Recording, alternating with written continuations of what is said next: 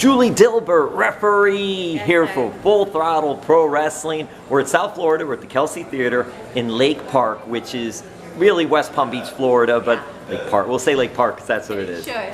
Julie, what's it like being here in South Florida? Is this your second time in South Florida refereeing? Yeah, it's been a while since I've been able to come back, so I really appreciate the opportunity to work with Full Throttle and come back to beautiful South Florida. Julie, tell us where you're living now, and are you working Full Throttle exclusively? Have you been doing other referee other places? I've been refereeing other places to get, every promotion has its environment, has its personality, so I've tried to broaden my horizons and to work as much as I can. So I appreciate every opportunity I'm able to. I was living in Tampa, but I moved to Winter Haven. I was promoted out there, so I'm a little small, country town, but I love it out there. Now, where did you grow up? I grew up in Tampa, actually, but I'm from Honduras. What attracted you to professional wrestling? Well, I was a fan because of my grandmother. We were such fans that, we didn't grow up poor, but we couldn't afford pay-per-views.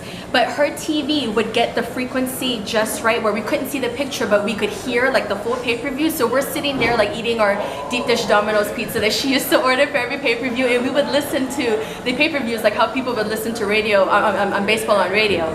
So we were, a fan since I was young. And she passed away in 2013, and that was a dream I used to share with her, that I wanted to be a referee. So when she passed away, I was like, there's no reason why I can't do this. I almost went to Illinois to see Truth Martini, but then he told me that Jay was opening a school, so I contacted Jay, and here I am. So I owe it all to Jay Lethal to train me, and now I can be a referee and fulfill the dream I had since I was a kid. Why a referee?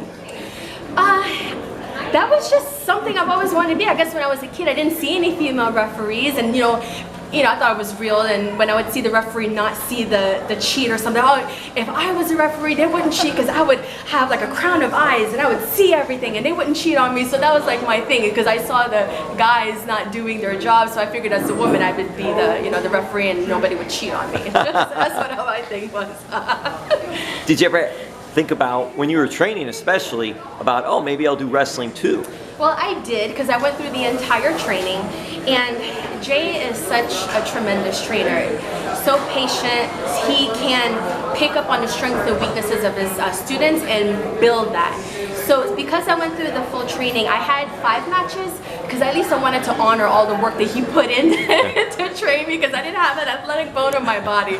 So to at least to honor all the work that he put into me, I had my 5 matches, and then I was ready to referee. How did those matches go? Well, as well as a greenie doing first 5 matches, I guess, but they were a lot of fun. You didn't hurt anybody? No, I didn't hurt anybody. That's the main thing right there. I'm a nurse. I've been a nurse for 10 years, so had I probably could have flipped the script and would have nursed the person if I had. Well, that's also cool too, because not only do they get a referee on the show, yes, actually if someone does get injured, you're able to help out a little bit. Yes, I'm so thankful that because I've been a nurse for 10 years.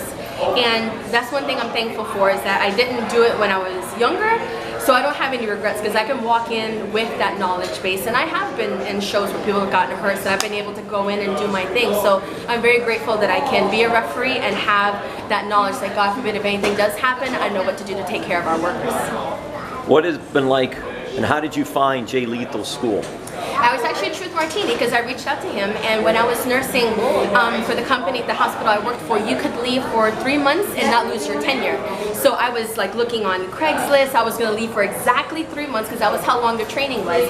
I was going to get an apartment, maybe a part-time job. I was planning everything to go to Illinois to train with Truth Martini. And he's like, Julie, I appreciate all the effort and everything that you're doing to plan, but Jay's opening a school, so you don't have to come way over here if you don't want to. And you're being trained by Jay Lethal, a current champion, someone that's in the industry now. And so I contacted Jay, and 3 or 6 months later, I was there. What was the training like?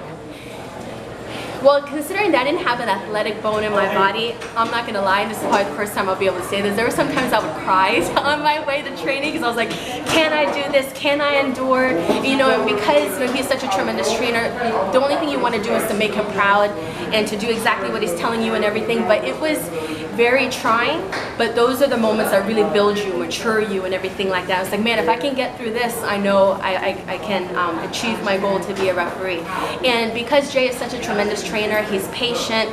He'll work with you over and over again to get it done. Like, honestly, it took me like 6 months to bump, and when I finally did it, he was like, I don't know whether to laugh or cry. You know, so it always helps to have that trainer that's going to push you, that's going to break you, but it's going to encourage you. So he made that whole process bearable, even though it was very, very hard, but I don't regret any of it. About when was that? Tampa, Florida, with a Lethal Academy through Tampa Pro Wrestling. But about when was it? Oh, that was March of 2017. Any others that were training with you that are now wrestling? Yes. Catalina Perez, Rod Grimes, Josh Grady, Tony Lewis. We considered ourselves the elite, and we were the elite of Lethal Academy.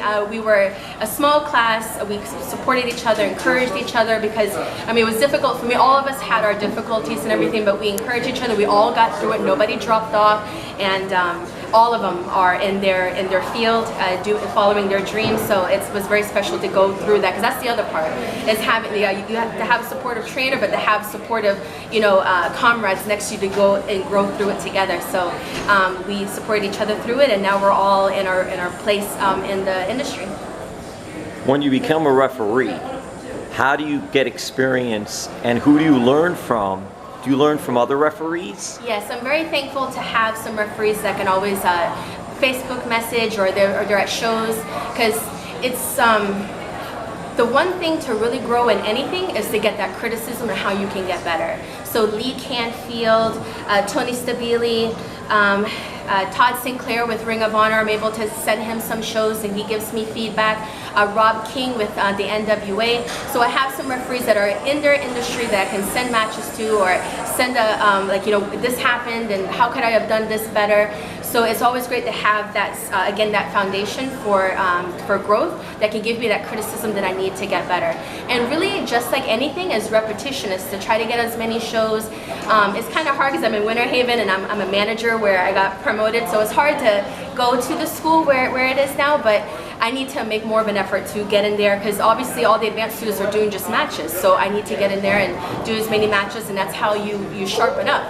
But really, to be a referee or to be a wrestler is to get booked as much as you can, and to work, be open to criticism, and be encouraged that each match you can only get better. We've seen the growth of women's wrestling, yes, and so many women wrestling. When you're looking around, how do you view refereeing and women refereeing? For me, NXT has one. Yes. They used to have two, I think. Now they have one. But you don't see still too many females in the referee end of the business. Yeah, and I really feel as a whole we're in a new golden era of wrestling. We're going to look 10, 15, 20 years from now and see that I think pro wrestling is extremely healthy, especially women's wrestling. And there's not many of us, but there's enough of us to make our mark within the industry. And as referees? Yes, as referees. And for me, yes, I am a female, but I want to be known as a good referee, not a female referee. And what things are coming up for you? What are your goals? My goals, man, my ultimate goal is to referee for New Japan, to be honest with you, to be the first female referee to referee in New Japan. But really, my goal is to get better. Again, I want to be not known to be the best, but known that I was good at what I did. And I took care of the workers. I supported the promotions that gave me an opportunity. So really, I'm just getting booked as much as I can, and to get better, to get sharper. And any opportunities that come out of that is, I'd be really appreciative of, you know. I'm just kind of just going through it, just getting booked as much as I can, and just opening up those doors to getting bigger promotions, and we'll see what happens. All right, lastly, as we're running out of time on the clock, so we'll get you a quick answer on this. Sure. How would you characterize yourself as a referee? Are you a no-nonsense referee? Just how have you developed as a referee? Definitely no nonsense. Sometimes like I'll watch myself and I look like the mom, especially like if they're in the corner, I'm trying to count and everything like that. Sometimes they say that I give that mom face when I get upset. So definitely no nonsense, and just call it down the middle, baby.